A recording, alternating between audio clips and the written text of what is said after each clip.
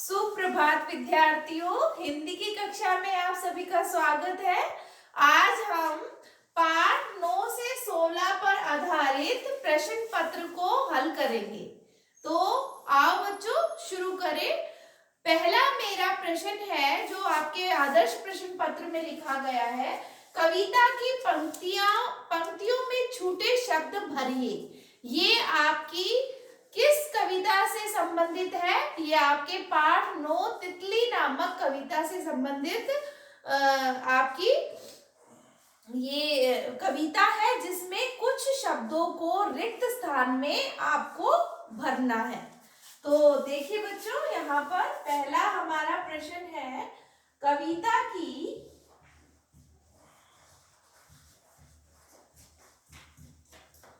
पंक्तियों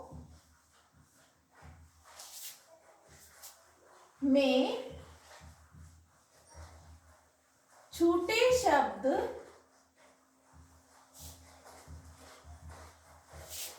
भरिए। तो कविता इस तरह से प्रारंभ है, यह ब्लैक फूलों की रानी। जैसा कि हमने कविता की लाइनें पढ़ी हुई है, उसी पर आधारित हम इन शब्दों को इन रिक्त स्थानों में भरेंगे। दीवानी, हरे भरे खालिस्तान में आई,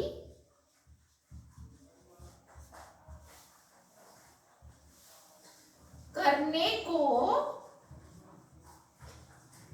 खालिस्तान। तो कविता के आधार पर हम इन शब्दों को भरेंगे। यह फूलों की रानी, तितली के बारे में यहाँ कहा गया है, यह सुंदर फूलों की रानी धुन की मस्त दीवानी, यानी अपनी मस्ती में मस्त रहती है। हरे भरे उपवन में आई, यानी वो बगीचे में आई हुई है। करने को मनमानी, यानी अपने मन की मर्जी, कभी इस फूल पे बैठती है, कभी उस फूल पर बैठती है। तो कवि के द्वारा बहुत ही सुंदर ये कविता लिखी गई है और हम इस तरह से इसके शब्दों को पूरा करते हुए इनकी पंक्तियों को पूरा करेंगे। अब हम दूसरे प्रश्न पे हैं। तो बच्चों, ये प्रश्न है हमारा पाठ 11 ईमानदार लकड़हारा से संबंधित है, जिसमें एक लकड़हारा होता है और उसकी जो कुल्हाड़ी थी पानी में गिर जाती है और किस तरह से वो एक परी के द्वारा अपनी कुल्हाड़ी को वापस ले लेता है। तो इन्हीं लाइनों को इस क्वेश्चन में, इस प्रश्न में उल्टा फुल्टा, यानी पहले जो घटना हुई है उसे पहली लाइन में लिख दिया, नहीं लिखा गया, बाद में लिख दिया, और बाद की घटना को पहले लिख दिया। तो हमें इन पंक्तियों को पढ़ना है और इनको सुव्यवस्थित करके इसके क्रम को बताना है। तो हम पहले जो भी पंक्ति लिखी हुई है उनके क्रम में लिखती जा रही हूँ और आपको बताती जा रही हूँ। तो पहला क्रम है, लकड़हारा लकड़ी काट रहा था। दूसरा बनेगा, लकड़हारा नदी के किनारे बैठ गया। तीसरी पंक्ति में हम लिखेंगे, जलपरी चांदी की कुल्हाड़ी लेकर आई। चौथे में हम लिखेंगे, लोहे की कुल्हाड़ी देखकर लकड़हारा खुश हो गया। और पांचवे में हम करेंगे, जलपरी ओझल हो गई। यानी अव्यवस्थित ढंग से लिखे हुए वाक्यों को हम व्यवस्थित करेंगे और उनके क्रम जिस तरह से है, आप अपनी इस उत्तर पुस्तिका में या आप अपनी पुस्तक में इस तरह से इन हर वाक्य के सामने इसका सही क्रम लिखेंगे। ओके, अब हम तीसरा प्रश्न जो है उसको पूरा करेंगे। तीसरा प्रश्न किसके बारे में है? ये 9 से लेके 16 तक के पाठ पर आधारित अलग अलग पाठों के बारे में है, जिसमें हम उत्तर बहुत ही सुंदर तरीके से लिखेंगे और पाठ के आधार पर ही लिखेंगे। तो पहला हमारा है प्रश्न उत्तर, जो भी है मैं इसे शॉर्ट में लिखती जा रही हूँ। पहला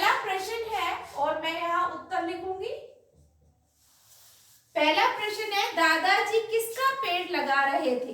तो जिस तरह से हमने पाठ पढ़ा था कि दादाजी ने पेड़ लगाया, तो दादाजी किसका पेड़ लगा रहे थे? आम का। तो हम उत्तर को इस तरह से लिखेंगे, दादाजी ने आम का पेड़ लगाया।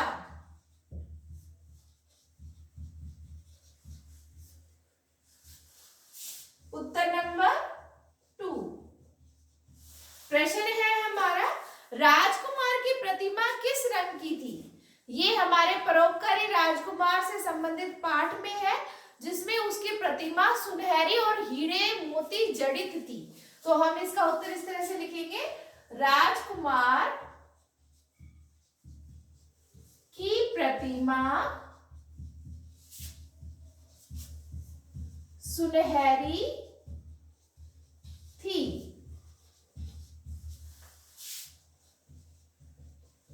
अब हमारा प्रश्न नंबर 3, नन्हे पौधे को देखकर चुनमुन को क्या लगा? तो ये प्रश्न है हमारा पौधा बोला नामक पाठ से, जिसमें नन्हे पौधे को देखकर चुनमुन ये महसूस कर रहा था कि जैसे पौधा उसे बुला रहा है। उसे लगा जैसे नन्हा पौधा पत्ते हिलाकर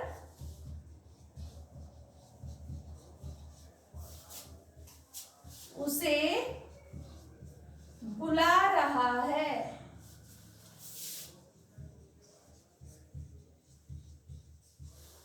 अब उत्तर नंबर 4, जिसका प्रश्न है, डॉक्टर कलाम का स्मारक कहां से वस्तुएं लाकर बनाया गया है?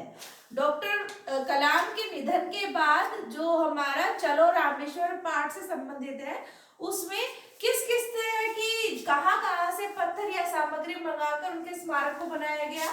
तो इसमें हम आगरा, जैसलमेर,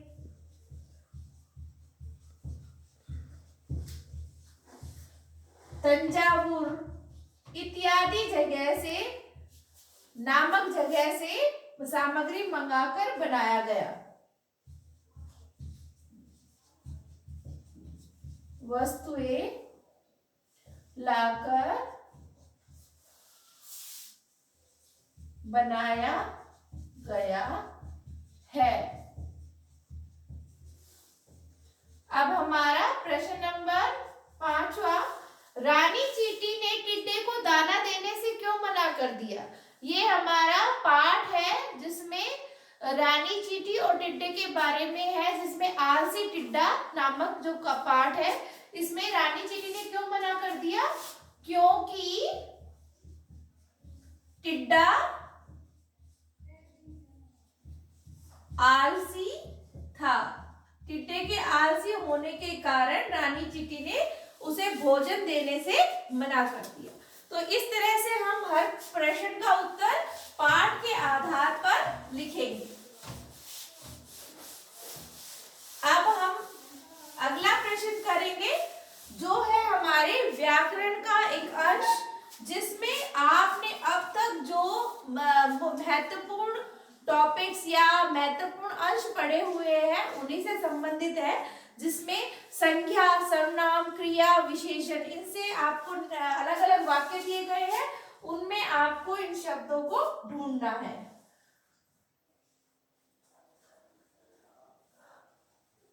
संज्ञा, सर्वनाम, क्रिया और विशेषण रेखांकित शब्द है, उनमें से हमें उन शब्दों को पढ़कर हमें पहचानना है कि ये कौन सा वाक्य है या कौन सा अंश है। ठीक है, तो पहला है, आसमान से एक देवदूत आया। तो हमारा शब्द है यहाँ पर आया, जो रेखांकित किया गया है। ओके, आया मीन्स किसी क्रिया शब्द को दर्शा रहा है। पहले मैं आप इनके सभी का आपको तो पहले बच्चों इनकी परिभाषा समझिए। संज्ञा किसे कहते हैं? संज्ञा नाम वाले शब्दों को कहते हैं, यानी किसी व्यक्ति, वस्तु, स्थान आदि का ज्ञान कराने वाले या बोध कराने वाले शब्दों को हम संज्ञा कहेंगे। सर्वनाम किसे कहते हैं? संज्ञा शब्दों को हटाकर संज्ञा के स्थान पर लगने वाले शब्दों को हम सर्वनाम कहते हैं। और क्रिया किसे कहते हैं? काम के करने, जिस शब्द से हमें किसी के काम के करने या होने का पता चले उसे क्रिया कहते हैं। अब हमारा आखिरी है विशेषण किसे कहते हैं?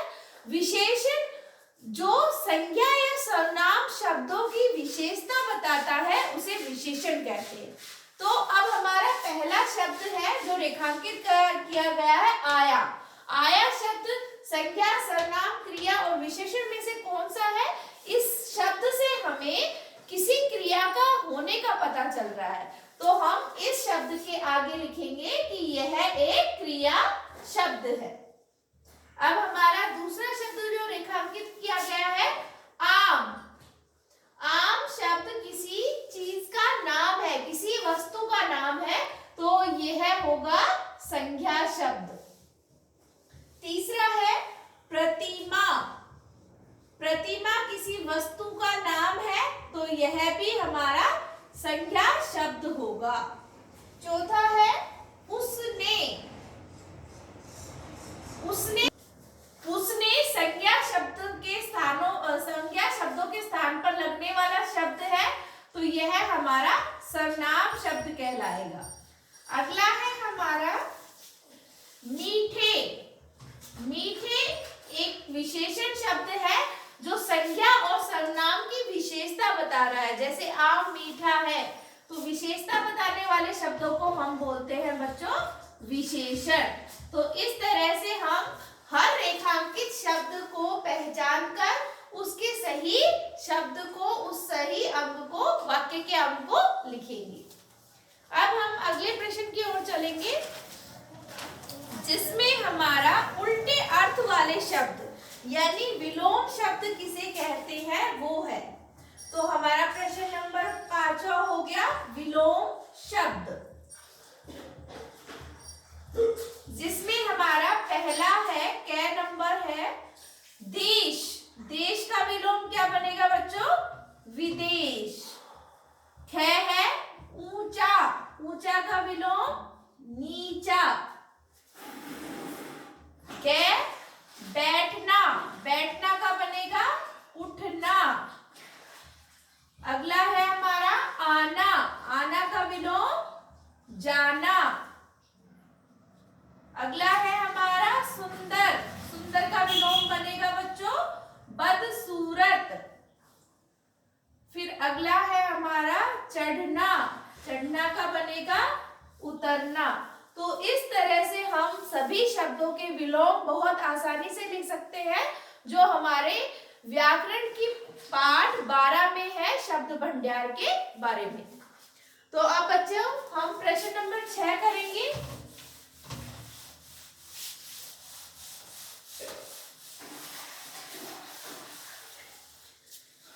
प्रश्न नंबर 6 है सही उत्तर चुनिए। यानी यहाँ पर पहले प्रश्न दिया गया है, फिर उसके नीचे कुछ विकल्प दिए गए हैं, हमें प्रश्न के आधार पर ही विकल्प चुनना है। तो पहला है हमारा सही, जब एक हो तो चींटी, अनेक हो तो क्या होगा? सिंगुलर और प्लूरल, जिसमें एक वचन और बहुवचन हम बदलेंगे। तो चींटी का बहुवचन क्या बनेगा बेटा? चींटियां। जिसको हम इस तरह से लिखेंगे तो उसे सही मात्रा के प्रयोग से आप उसे लिखेंगे। अगला है इस वाक्य में रेखांकित शब्द विशेषण है, यानी हमें वो वाक्य ढूंढना है जिसमें रेखांकित शब्द विशेषण होना चाहिए। पहले में हमें वह दिया गया है, वह एक सर्वनाम है। दूसरे में मधुर दिया गया है, ये एक विशेषण शब्द है। और तीसरे में गीत दिया गया है रेखांकित करके, जो एक संज्ञा शब्द है। तो हमें ढूंढना है विशेषण शब्द। तो हमारा दूसरा नंबर जिसमें मधुर शब्द को रेखांकित किया गया है, हमारा सही विकल्प है। वह मधुर गीत गाती है। और यहाँ पर मधुर शब्द है विशेषण। तो इस तरह से हम उन दिए गए बॉक्सेस में उसका सही का विचार लगाएंगे। अगला है, इसमें से शुद्ध वाक्य है। पहला, कुछ बच्चे शरारती होता है, कुछ बच्चे शरारती होती है और कुछ बच्चे शरारती होते हैं। तो अगर हमारा सब्जेक्ट, अगर हमारा जिसमें कहेंगे हम आपको वाक्य के आधार पर हमें उसे व्याकरण की दृष्टि से सही सुगठित लिखे हुए वाक्य को ही ढूंढना है, तो हमारा आंसर नंबर तीसरा सही है, जिसमें उत्तर आएगा कुछ बच्चे शरारती होते हैं। हम इस वाले वाक्य को चुनेंगे। अब हमारा अगला प्रश्न है प्रश्न नंबर 7, जो किस तरह से है कि पशु पक्षियों को सताना अच्छी बात है या बुरी बात। तो बच्चों, पशु पक्षी भी हमारे तरह ही है और इस धरती पर रहने का अधिकार भी उन्हें है, तो हमें उन्हें सताना नहीं चाहिए, बल्कि उनके साथ प्यार से रहना चाहिए, क्योंकि धरती को सुंदर बनाने में वो अपना महत्वपूर्ण योगदान दे रहे हैं। तो हमें इन्हें 5 वाक्यों में इनके बारे में 5 वाक्य लिखकर हम पूर्ण रूप से इनके बारे में बता सकते हैं कि हमें पशु पक्षियों को नहीं सताना चाहिए।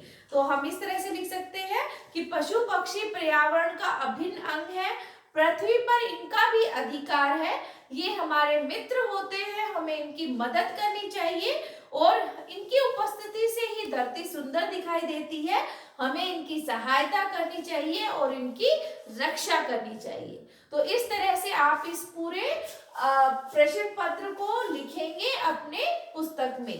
आशा करती हूँ आपको ये समझ आया होगा और आप इस वीडियो और पीडीएफ की सहायता से इसे अपने पूरा कीजिए। धन्यवाद।